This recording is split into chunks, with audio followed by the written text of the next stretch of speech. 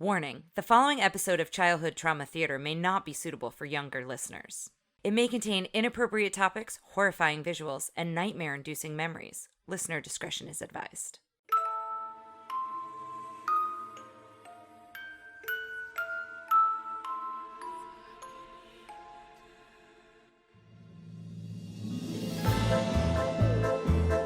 Well, hello, scary tale friends. Welcome to the podcast that's guaranteed to lift your spirits. So sit back, relax, and get ready to trick or treat yourself. It's Tara and Ryan's Princess Diaries. Hello, fairy tale friends. Welcome to an episode of Childhood Trauma Theater here on Tara and Ryan's Princess Diaries.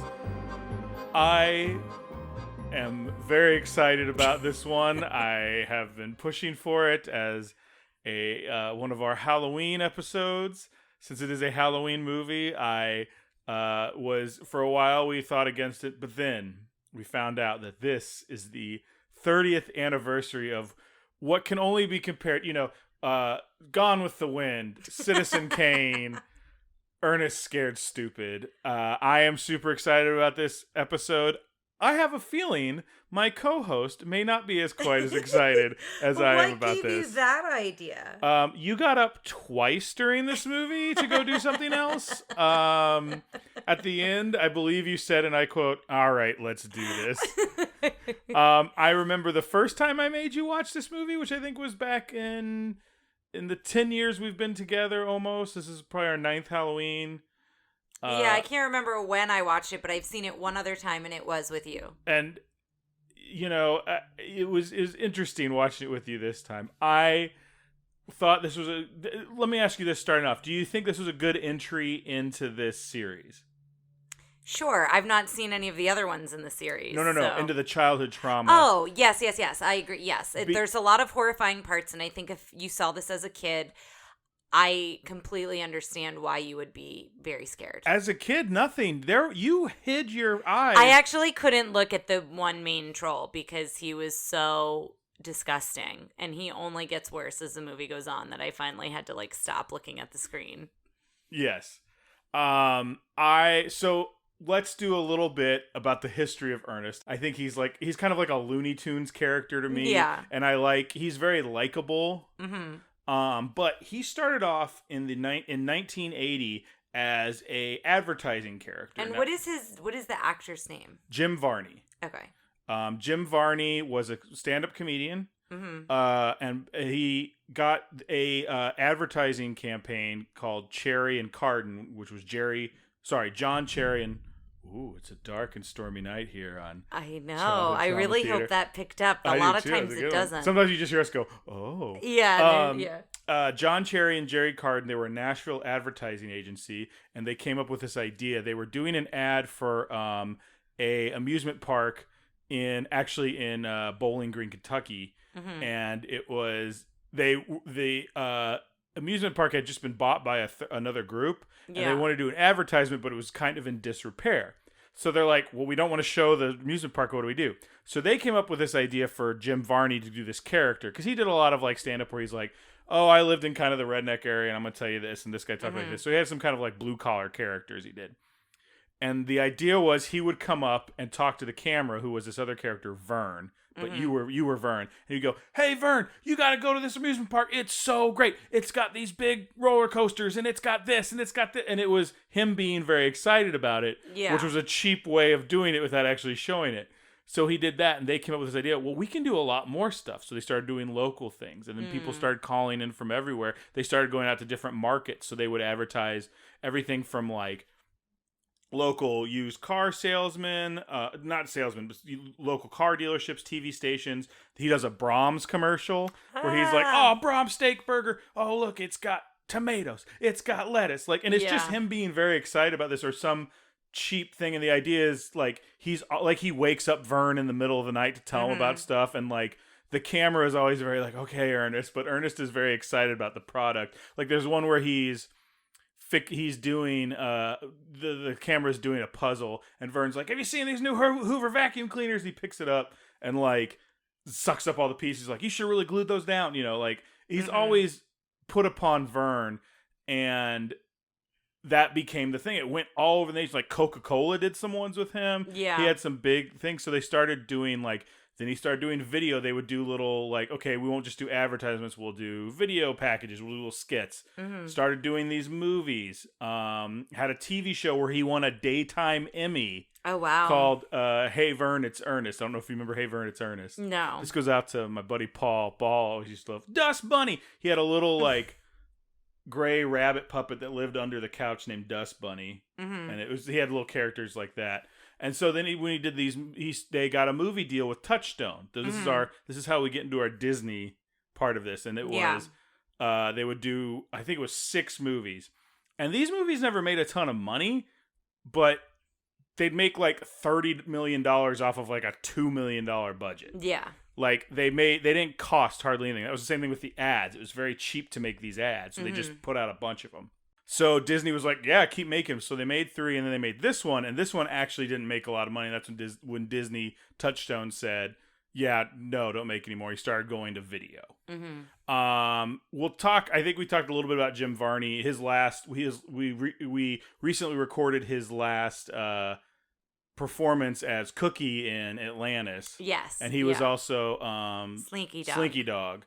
But he's mostly known for being Ernest if you're my age. And I was, I think, the right age for these things because I'm like anywhere between like 8 and 12 when these come out. I think I may have seen Ernest Saves Christmas, or I've seen part of it. Do you know why you've seen part of Ernest Saves Christmas? No. Because I've tried to get you to watch No, I Ernest feel like Saves as Christmas. a child I've okay. seen it as well. But how many Ernest movies are there? I believe there are 11. Oh my gosh. I thought there were 5 or 6. Oh, wow. No, there were... So is there one for every holiday, or does it... It's just Well, I was going to save this for a little bit later, but let's go ahead and do this now. We're going to play a little game. Okay. Called Guess the Ernest Movie. Well, I know there's Christmas and Halloween. Oh, no. I'm going to give you some of the names of Ernest movies and specials, and you're going to tell me if they're real or fake, because I have made up some too. So let's start off with a pretty easy one. Ernest Saves Christmas? Yes. Real or fake? Oh, real. There you go. Okay. Ernest Goes to Jail? Real. Very I real. remember that yes. one. Well, not seeing it, but the title. Ernest in Paradise? Fake. It is fake, but it was one that they had written a script for before he passed. Okay. Or before he near the end, he said, "I don't want to do this anymore." Like, and they found out part of it was he had severe lung cancer, and so that was part of it.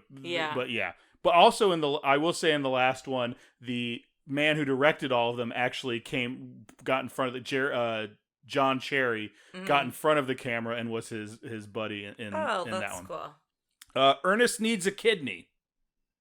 Oh no, fake. Yes, that was a Simpsons fake one. Oh, that's good. Ernest Rides Again. Real. Okay. Ernest Goes to Splash Mountain. Real. It was real. Ernest on Ice. Fake. Oh, very good. Vote for Ernest. Real. Nope, fake. Oh, that's the first one I got wrong. The last 2 I made up. Let's see. Son of Ernest. Real. Fake, but it was a 2012. They were deciding they wanted to reboot the franchise after he had passed. Ernest Goes to Africa. Fake. Real. I was on a roll and now I'm second guessing myself. Ernest to the Future. Real. Nope, fake. I made that one up. Ernest in the Army. Real. Yes. That was the last one. Okay. Let's see. I did a couple other ones. Ernest Goes Straight to Video. That was a Simpsons one. Yeah. Ernest versus Godzilla. Fake. That's one I made up. P.I. Ernest. Real. No, that's another one I made up. Ernest, I think we've almost got all the real ones. The other ones, here are some other ones that they had written for but didn't end up doing, was Ernest Spaced Out, in which he would go to space, and Ernest and the Voodoo Curse. Oh, boy. Well, I guess we should talk about this Ernest. Yes. It came out in 1991. I think you mentioned that already, and you said it was the 5th one in the series of 11? It was technically the 5th. There was one he did that was like Dr. Otto and the Doom Ray or something, and it was Ernest was a character in that, but it was him doing a bunch of characters. Okay. Guess what percent it got on Rotten Tomatoes? This I believe it was 17. It was 17. Yes.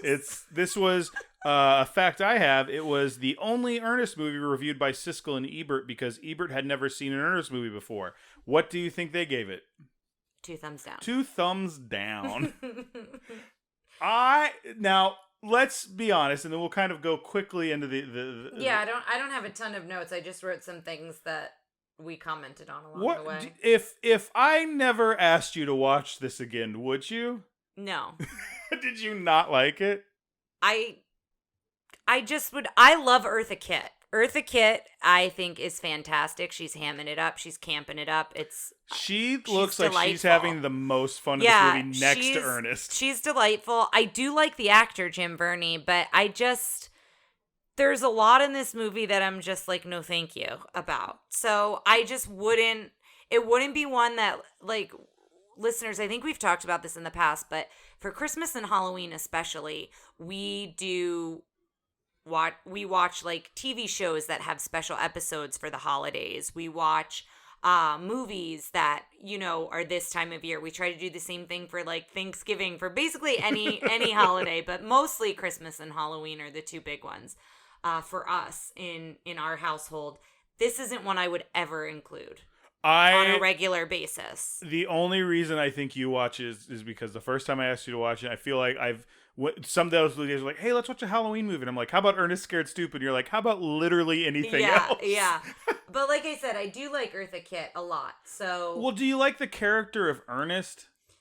Yeah, I do for the most part. I do like him. I do find some of the things funny. It's just a lot.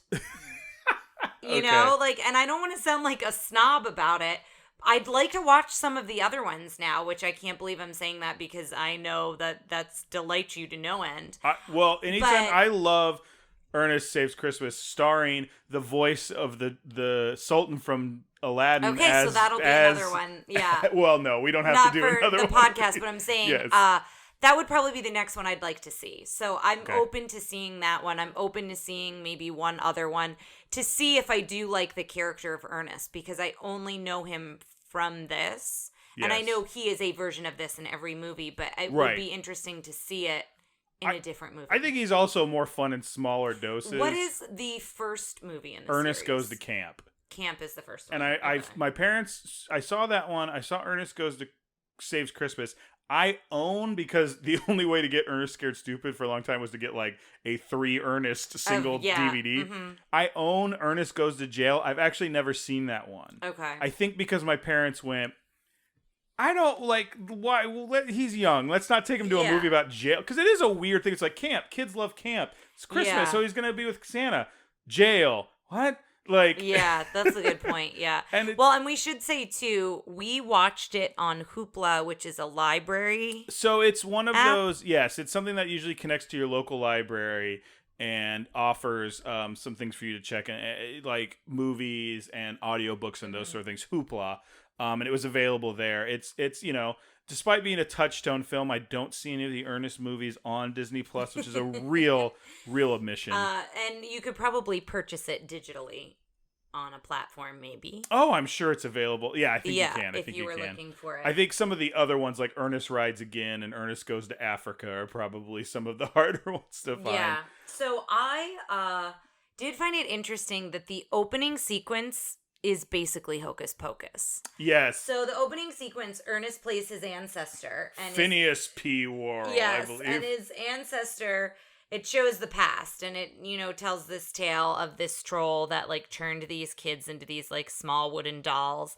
and they buried it under this tree, and the tree's roots were gonna, like, keep it there for all of eternity, basically. Mm-hmm. And then it cuts to Elizabeth, this girl in class, and you find out that the whole story that we've just learned, she was reading as her report.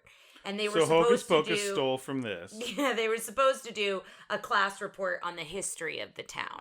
And so that is the opening of, but it's not the kid. The kids aren't doing a report. I believe the teacher tells the story.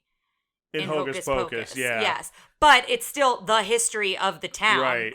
That's Hocus Pocus and the Three Witches. So Hocus Pocus that's really interesting. builds upon the base that Ernest Scared Stupid has laid out. I don't know that I would say it's standing on the shoulder of giants is what I'm saying. I don't know that I would say that, but yes, the opening is almost beat for beat the same in those first few minutes. Well, then they say, in like the broader sense, with like from the past to the present, being in school, it being a bunch of kids, none of the adults really believing in the lore, right, that kind of a thing. But then they talk about, well, what happened after that, and they say, well, the troll put a curse on the Whirl family that each of his descendants would get dumber and dumber and dumber, and it cuts to Ernest, who's the town.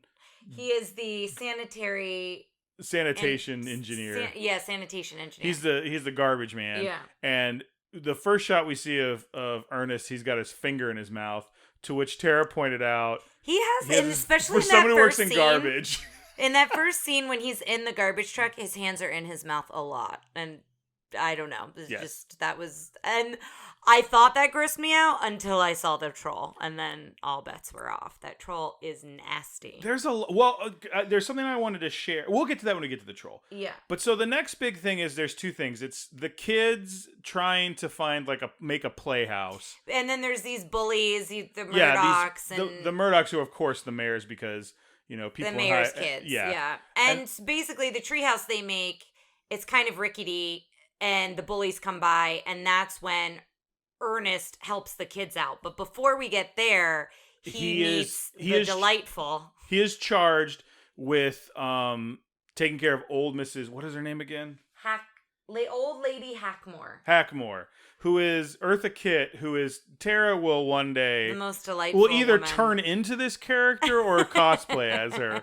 And she's got all these weird metal sculptures and out of garbage and random pieces in her yard, and they keep saying it's breaking every code. Ernest, you need to go take her clean the garbage away, and she doesn't want to give it to him. She's like, there's no garbage, there's inspiration. Well, and her door is really cool. It's all metal and these hands, and then you hit the hand which knocks on the door. Yeah. And it reminded me a little bit of it's not Beetlejuice sculptures, but it has that weird creativity the stuff Lydia's making, it. Or not Lydia's mom. Yeah, they look like living creatures. Like you've got that one dragon made out of metal that's got fire coming out of it. And it also has a bit of a labyrinth vibe. Yeah, I was going to say that as well. It's got a labyrinth vibe. And also we went to Santa Fe back in the summer, and some of the sculpture gardens and things, it has a little bit of that vibe to it. And there are places here, we live in the Austin area. There are places here. That's what I said. I go.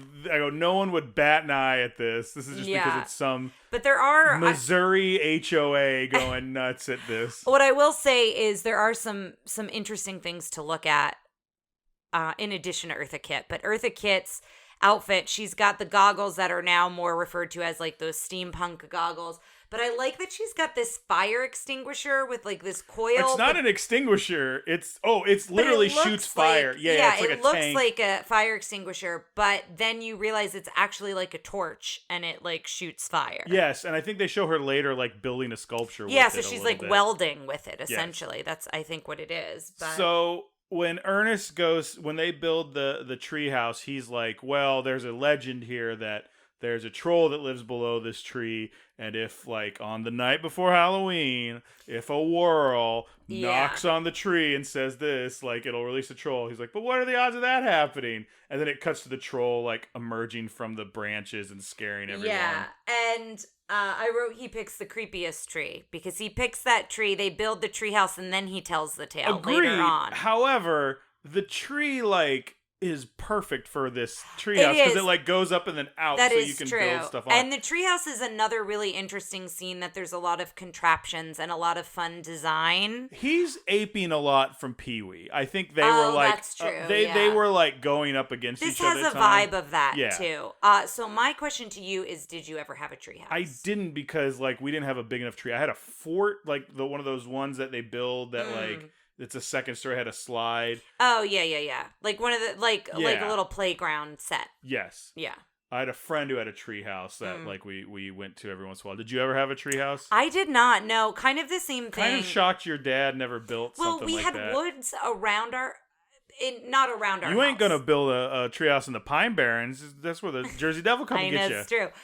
We didn't have woods surrounding our house, but we did have some woods between our house and the house behind us. Oh, yeah, But yeah. I don't know that those trees were big enough that you could have that. I had a swing set, but I didn't. But like our backyard was clear. Yeah, like there were no trees in our yard. Yeah. So. There wasn't even that big. Yeah.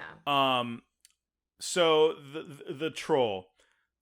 Let's talk about your thoughts on the on the monster design, and then I'm going to share a fact that's going to blow your mind. First of all, I completely understand why this scared children. I think Eartha Kitt could also scare you when you're younger because she's very weird, she's eccentric, and she's kind of a little intense. I love her, but I get that. But then you see this troll, and the way the troll like pops up in the first time, he's hideous. And every time they zoom in on him, you see more disgusting things about him. But the thing that turned my stomach the most was the like pus, slime, snot, I don't know what it was that was like coming out of his nose. Like that just was the like general a sickly thing. Green color. It was like bright green. I feel like it came out. It wasn't neon green. It wasn't your shirt green. That's like Irish green. It was like it just was enough gross. Yellow to be it was sickly. Gross. Yeah. So these trolls, there were 17 trolls in all in the whole movie. Yeah. Eventually, you find out he's gathering the children to bring his trolls brethren. Yeah. They were designed by the Chioda brothers, who worked on the effects on another movie you might remember, Killer Clowns from Outer Space. That movie needs to be on our list because it scared me. No, it's rated R. Oh, we can't do that? No, I mean, I guess we could. Well, listen, we have a lot of movies to do well, but that movie scared me as a child. All I remember is the clowns being wrapped up, or people being wrapped up in cotton candy and hanging. Yes. So I don't know that I've actually seen the whole thing, but I definitely caught that scene, and that was enough for me as a child to be terrified. So these characters are done by the same. That makes sense. Which, that totally makes sense. If you look at like the design of some of the trolls, I feel like some of the clowns may have been repainted. Potentially, yeah. I could see that. And I will say some of the trolls' designs are interesting. Some of them, again, are just like stomach turning. But the main one, at some point, he goes down into the tree and asks the demons to make him invincible. And his fingernails get longer, and then he gets these like weird tentacle-y things that like come out of his head that constantly are moving. He's got these things on his ears, but then they grow super long. It's just all the close-up shots of all of that. I was like, no, thank you. I'm good. I don't need to see any more of it. I loved the design. I will say this print specifically, this version, it felt more noticeable than in previous ones. Yeah.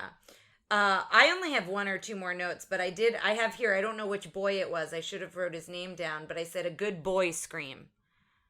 Was it the first one? Was it must Joey? have been the first Joey, one. That one was kind of like terrifying. It was terrifying, but like it was really good for a little kid. I feel like the scream wise, and Elizabeth had a pretty good scream, but she was doing the scream for the haunted house. I think Elizabeth was the best child actor in this. I think so too. She mugged at the camera a couple times too, not like at the camera, but like at the other kids. But she did that like little face. So it's not a pout face, but I can't really describe it. But do you know the part I'm talking about? Yeah. She was. I liked her. So I will say the thing about this is, to me, any part where it's like the general plot to keep it going with the kids, I'm like, get back to Ernest. Like anytime they cut back to like Ernest and Eartha Kitt. Ernest and Eartha Kitt were a duo I didn't know I needed until this movie. Yeah. They're very good together. They're really good together. I liked them a lot together.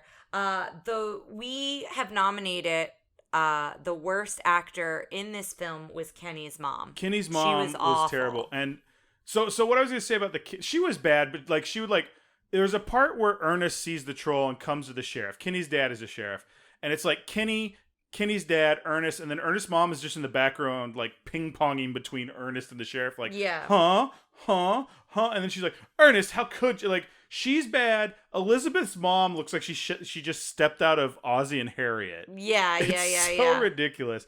But the thing I was going to say about the kid actors, or at least this movie in general, is I feel like in Ernest Goes to Camp and Ernest Saves Christmas, when he's with kids, they're kind of teenagers. These kids are young. Yeah, and and I think that works better. Like, I think these are elementary school kids. These are the kids the age that I think people enjoy Ernest the most at. Mm-hmm. But they just are so, like, it really felt like they had just been coached in how to read a line, like, right before felt so unnatural. Well, and there are a lot of young child actors that are great. Not in this movie. But not in this movie. This movie, there was a phenomenon. I feel like there was a lot of movies around this time that, like, went straight to video, but had this, like, direct to kids market, like Mac and Me. And there's a bunch of weird, like, if I could even remember the names of some of them, they would be on this. Yeah. And that's the kind of acting level we get from everyone in this movie, except for Ernest and Eartha Kitt, who, again, you asked a question earlier. Well, so let me do one thing about the main boy actor, Austin Nagler, who played Kenny. He was teased so much for the kissing scene where Elizabeth kisses him. Oh, yeah. She kissed him on the cheek. That he stopped acting. Oh, my gosh. I feel so bad for him for that. That's terrible. Now, she doesn't even, like, she just, like, kisses him on the cheek. What mean-spirited kids. It was really chaste. Yeah. Eartha Kitt was cast in this. The casting director of this movie was also the casting director of... give me a hint. Emperor's New Groove. See, you don't give me a hint. You just say it. The hint is it. It's Emperor's New Groove. Well, that's very cool. That's interesting. So that kind of, like, gives you an idea. But you were right. Like, why did she go, like, Eartha Kitt's like, there was... Now that Yzma exists, they're not the same character, but there are glimmers, there are little moments of Yzma in this character. And I like this, like, that's what's interesting to me is it's on the spectrum, but I feel like they're very different. Yeah, they're very different. I'm not saying that they're maybe they're cousins, right? Like I think the biggest thing they have in common is you like them both and they're Eartha Kitt. I don't know that they're super... I don't know. Yeah, they are very different characters, and maybe it's just her voice that makes me think of Yzma. But there were a couple of moments that I had an Yzma kind of connection. And you were asking, like, why she did this, and my guess was, like, she loves campy things. She was Catwoman for a bit on Batman and that sort of thing. We've spoken so much about her, but she's wonderful. My favorite thing, though, is if you go onto the IMDb page and look at Ernest Scared Stupid, it says, it's Ernest is first, and then it's Eartha Kitt as Old Lady Hackmore, but the picture they have for her is this stunning... Is a glamour shot? Yes, this stunning young picture of Eartha Kitt. So it's like Old Lady Hackmore. And then the stunning picture. So... he's trying to get 5 children to turn them into wooden He dolls. winds up turning, in total, 6 children and 1 dog. Rimshot, which is Ernest's dog. He just keeps doing it afterwards just because it's a cool power. Yeah, so he winds up turning 6 children in general, and in the past, he turned 4. He didn't get to 5. So here are his powers. He's super strong. He pulls the truck back. Mm-hmm. He's got, like, super breath. Because he keeps going like, and then, Ernest flies away. Yeah. He can imitate other people. He can imitate voices, yes. And he can, there's one more. He can turn people into wood. And he's disgusting. And he's gross. That's his other power. He's gross. Although I do like the scene where they're lining up for the costume and the bully kid is like, ew, gross costume. And he's like, Urgh. Yeah. That was my favorite part with the troll. I was like, get him, Trantor, or whatever his name was. Yeah. But his whole thing is he has to get these wood dolls. He only got 4 the first time he came through when Ernest's ancestor took care of him. And I think the implication is, it's not the implication. Eartha Kitt was a kid who didn't get turned in, like her brother and sister got turned.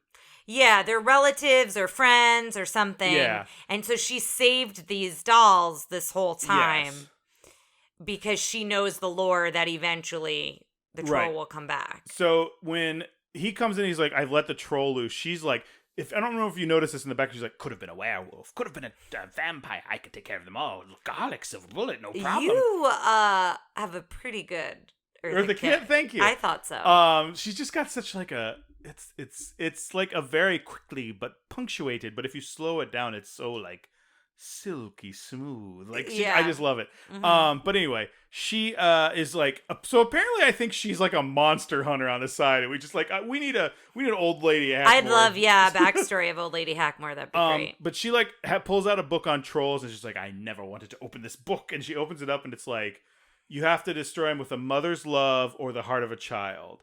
And it's so funny because the kids are there and she's like, maybe we need the heart of a child. She's like scary to the kids. Yeah. There's that part where the troll like yells at her and she just turns around and screams at back. him and runs I loved away. that. Like she's just invincible. Like, and some of that feels like on the fly. Like, let's just do this while we got you here. But then there's also something about milk. Yes, that's the mother's love. They figure out is milk. And anytime the troll attacks, someone will like kick over a thing of milk and it'll run away.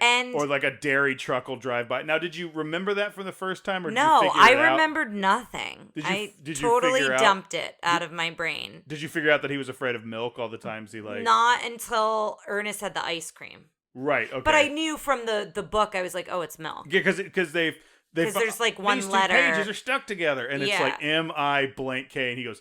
Miak, authentic Bulgarian. That's Miak. when I was like, oh, it's milk. Yeah, but and that's my favorite part in the movie where they square up because it's a great shot of them both standing into frame. Mm-hmm. And he's like, all right, booger lips. He keeps calling them booger lips, which is a pretty accurate description of him. Yeah. And he pulls out this jar of God knows what. He goes, Miak, bet you thought I couldn't get it this time of year. And I'm sorry, you're not laughing at all. No, I thought that was that's great. So funny. I'm glad that you have a genuine love and joy for this film. I just don't. And like, as much as I love Eartha Kitt, like, it doesn't save it for me. I love, like, I think if you'd gotten rid of maybe about 15 minutes of this movie, it would have been even better, like, shortened, because, like, there were times where I'm like, all right, let's go back to Ernest. Yeah, it's dragging a little bit. Also, when they start... Like, maybe you had to get 3 kids and not 5. Yeah, when they start throwing the milk on the trolls, that is another disgusting moment. Well, the first time one of them melts, like, again, I think it's seen it on a big screen. I haven't seen it on maybe it was this television, but whatever. Like, and it's a good print, whatever Hoopla's got. Yeah. But I never noticed that it's, like, literally the bones and viscera of the trolls. Yeah, and for a lot of them, you just see them disappear, and I was like, oh, so they don't all turn to goo. They do all turn to goo, they just don't always show it. Right, because, again, these movies are done on this movie was the most expensive Ernest movie. Is like $9.3 million. And do you think it's because of all the trolls? It's definitely because of all the trolls and some of the special effects and Eartha Kitt, probably, Yeah. And I think, these movies are about cutting corners, and then they went back to cutting corners a little bit after. Because remember, you were saying how you're like, this opening credit sequence. Oh my gosh, that opening credit sequence was so long. Like, that that should have been cut. But it's not the whole thing, but like, it could have been shorter. But it's so cheap because it's just the music. It's just Ernest making scared faces at and scary movie images. They just get a bunch of other old scary movies and put them in there, and that's it. Yeah. So he gets them together and then puts them in the tree, which causes these like gross Brussels sprout looking things to bloom and then drop, and then they turn into trolls. Yeah. And you were like, why are all their noses so phallic? Like, just in general, all the trolls, but especially that mean one. But yeah. I was good. So then the kids come back, attack him with milk. And then, except now the big troll has become so powerful. So Ernest is like a heart of a child, unconditional love. Come here, big guy, and like dances with them, which is so silly. You would not watch. So he kisses them. No, because he kisses them, and there's like that a big line of goo. No. You were earlier today were wiping when Lady had a little bit of drool coming from her. I was, and I don't necessarily love to do that, but I would much rather do that with Lady than... I would take Lady's drool on my face over that drool from that movie. All that is just, again, I feel like there was this, I think we've talked about it, maybe not on here, but somewhere where it was like, there was like a big thing in the 80s and 90s where it was like, you had a toy and it was just like, throw slime on your toy. Leanne in Toy Story, I think. Yes. We talked about the Teenage Mutant Ninja Turtle toys. Yes, the toys where it was just slime. And where it's like ooze not included or whatever. You had to buy it separately. He-Man had one. I saw a He-Man thing for it the other day where it's just like, pin a character down and just drip goo on Yeah, them. and then in the 90s, it was Gak.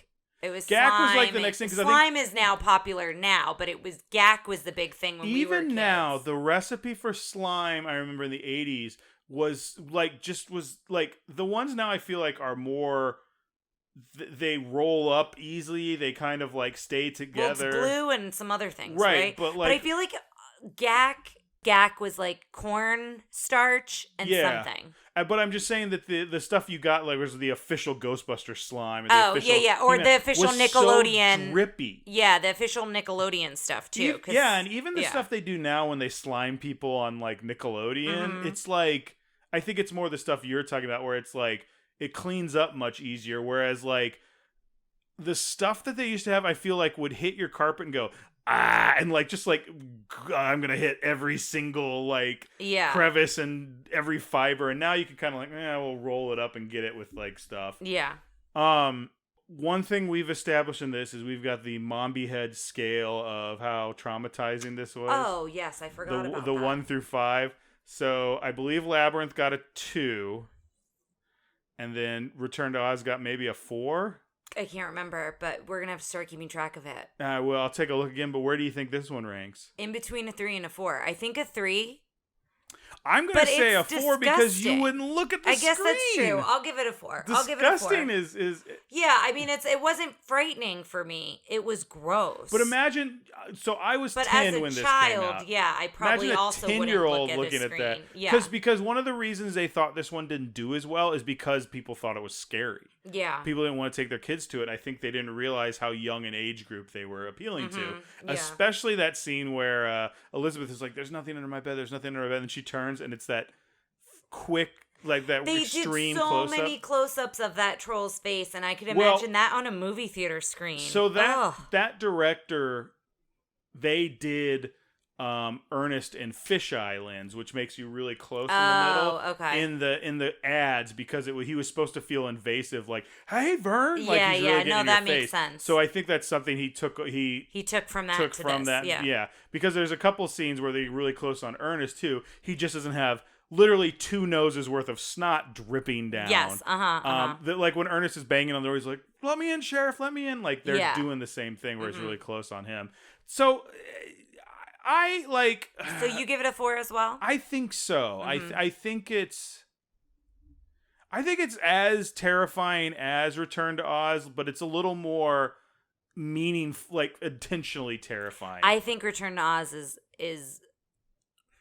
Let's give this a 3. Yeah, I think I'm going back to a 3 because Return to Oz, not only was it dark, like it was very dark, but there were some real horrifying moments where here I didn't find anything horrifying. I was just grossed out. Ernest will scare you. Yes. Return to Oz will you up for life. Yeah. Yeah. Of course, though, I do want to hear from the listeners. If this one did traumatize you as a child, I'd love to know about it. I will especially like to hear from our listeners, Joe and Joel, because years ago on their podcast, I recommended this, and they watched they used to have a podcast called The Editing Bay, which is kind of I think at one point it was a bad movie podcast, but then it was just kind of a movie podcast. And I was like, you should watch this, and they watched it, and I was very excited I got them to watch this because I think they liked it. Didn't like Tremors, and that's a big point of contention. I didn't know that. Joe and I do not agree on Tremors. Oh, Joe, my heart's breaking a little bit if you can hear this. You're my Rocky IV ride or die pal, but that hurts my heart a little bit. I think we've said probably more than this movie deserves. Yeah. But I legitimately love this movie. Thank you for doing this movie. I'm speaking to you, Tara, not the audience. Thank you for letting me do this movie on its 30th anniversary. I can almost promise you I will never make you watch this again. Thank you guys for listening. Our next Childhood Trauma Theater, we keep saying this, but this one will absolutely be our next, will be Neverending Story. Yes, Halloween came up, so we made an exception, but yes, Neverending Story is on the docket next. So thank you so much for listening. As always, remember to rate, review, subscribe, and tell a friend about our little podcast. But we will see you next time. Take care, listeners. Thanks for listening, Scary Tale friends. Don't forget to send us an email at trprincessdiaries@gmail.com or tweet to us at trpdiaries. Search for Tara and Ryan's Princess Diaries on Facebook to join in the fun. Or call our super easy to remember phone number, 707-YO-TRPD1. That's 707-968-7731.